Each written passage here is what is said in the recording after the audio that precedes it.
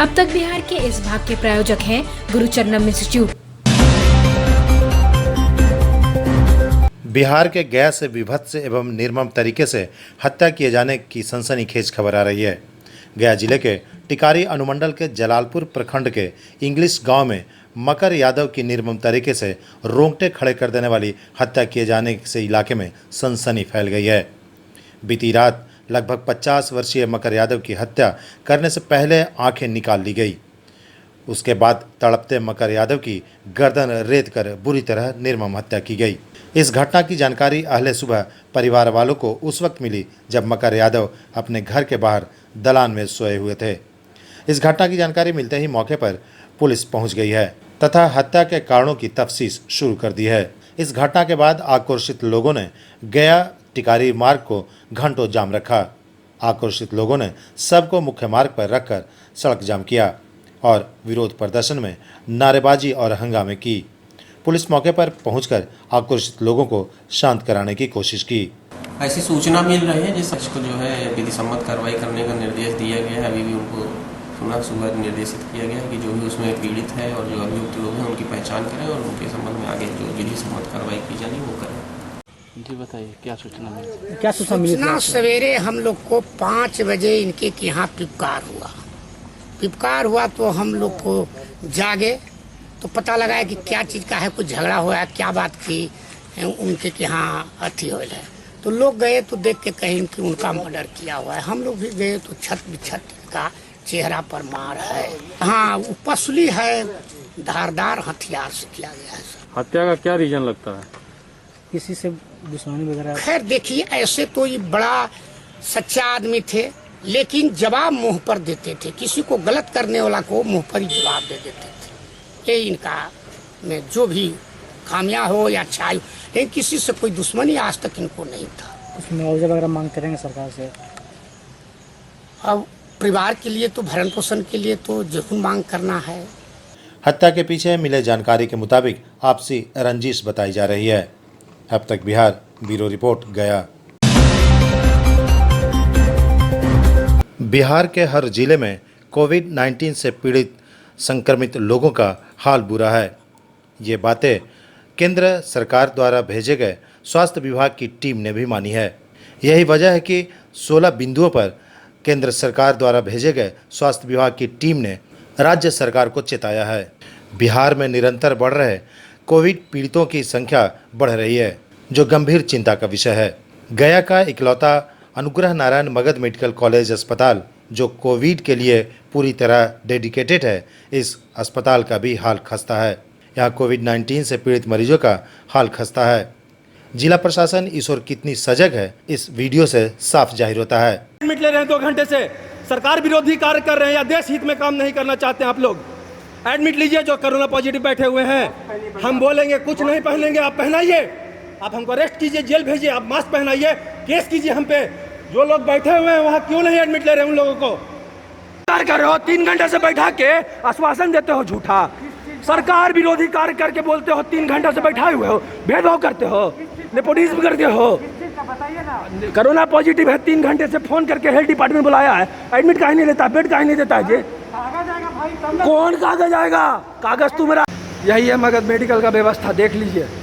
ना हम बिहारी रहे ना हम देशवासी रहे, हम नेपाल से आए हैं या बांग्लादेश से हम नहीं जानते हैं। ये वो पदाधिकारी हैं मगध मेडिकल के जो हमको एडमिट नहीं ले रहे हैं 3 घंटे से। कोविड-19 से संक्रमित लोगों का इलाज में यहाँ भेदभाव भी बढ़ती जा रही है। यह शिकायत यहाँ आने वाले पीड़ितों के परिजनों ने लगाई है। मेरा नाम विशाल मेहता है, मैं खरकुड़ा न्यू कॉलोनी डेल्हा का निवासी हूँ। वार्ड नंबर 3 मेरा वार्ड है।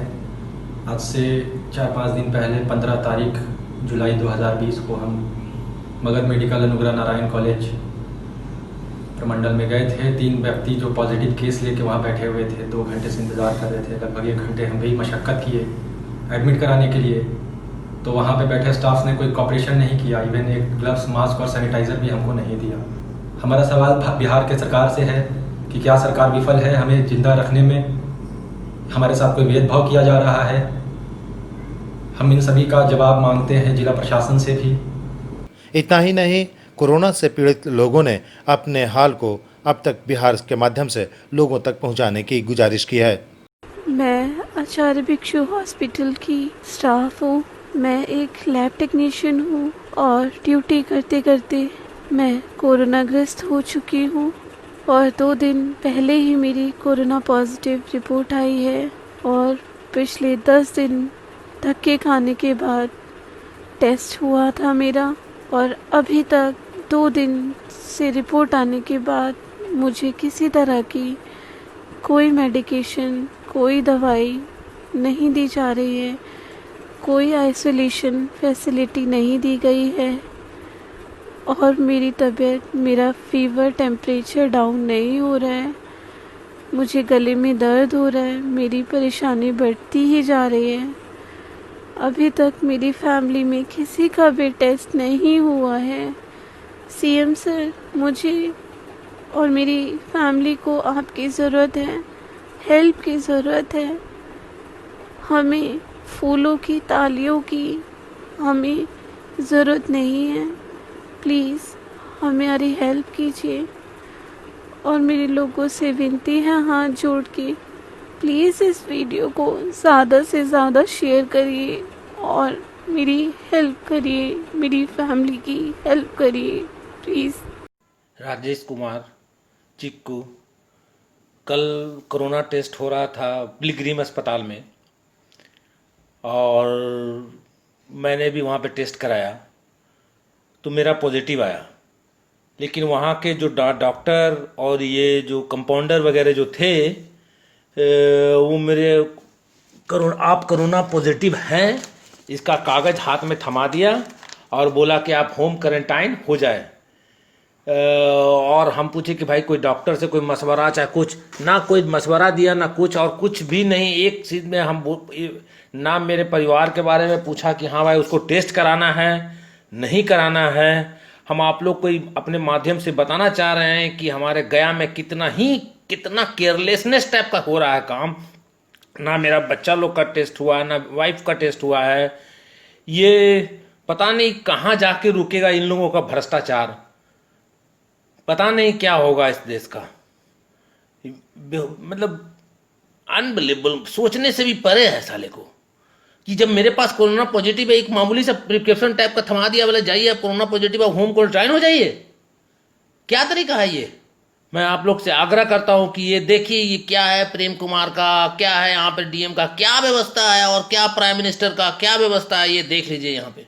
और ना कोई डॉक्टर बताने के लिए आया कि भाई आपको क्या लेना है, क्या दवाई लेना है, ना कुछ नहीं।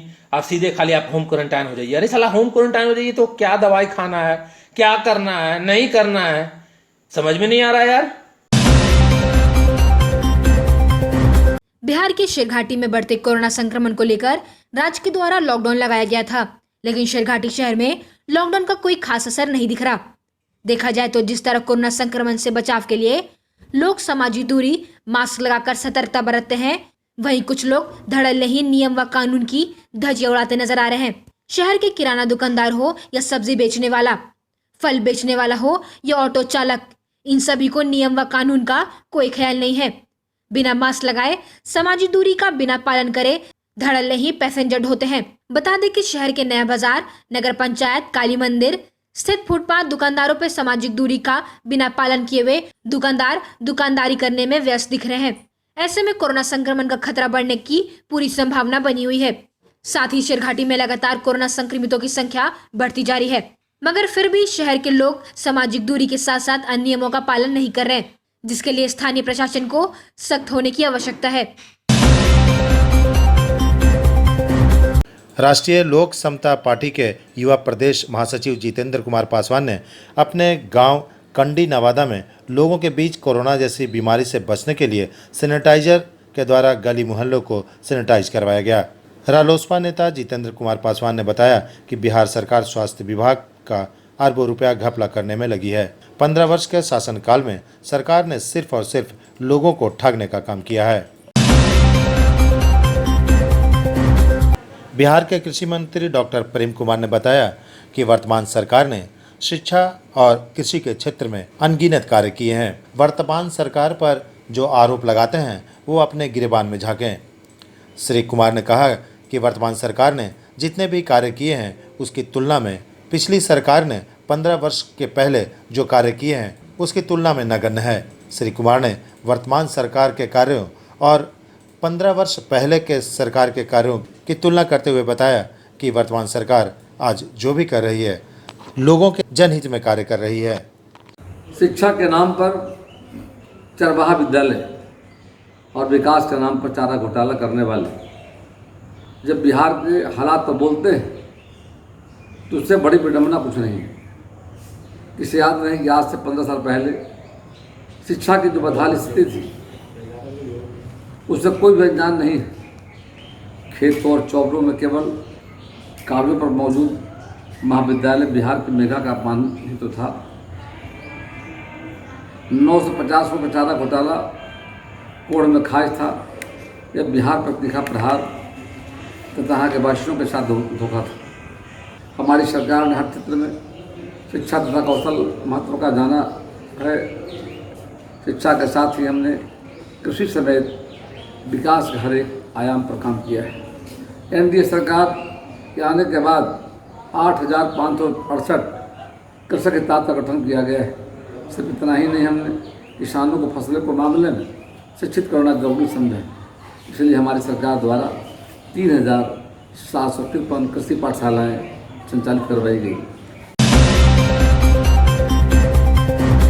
गया शहर इन दिनों लगातार कोरोना की आगोश में समाता जा रहा है। जैसे जैसे कोरोना संक्रमितों की संख्या बढ़ रही है वैसे वैसे पूरे शहर में स्वास्थ्य की व्यवस्थाएं चरमराती जा रही है। गया शहर के south Bihar power distribution limited के ऑफिस में कोरोना संक्रमितों की संख्या बढ़ती जा रही है। गांधी मैदान स्थित south Bihar power distribution limited के कार्यालय एवं चांद चौरा के विद्युत विभाग कार्यालय में एसडीओ के संक्रमित हो जाने से पूरा कार्यालय सील कर दिया गया है। गया शहर के विभिन्न इलाकों में लगातार संक्रमितों की संख्या बढ़ती जा रही है।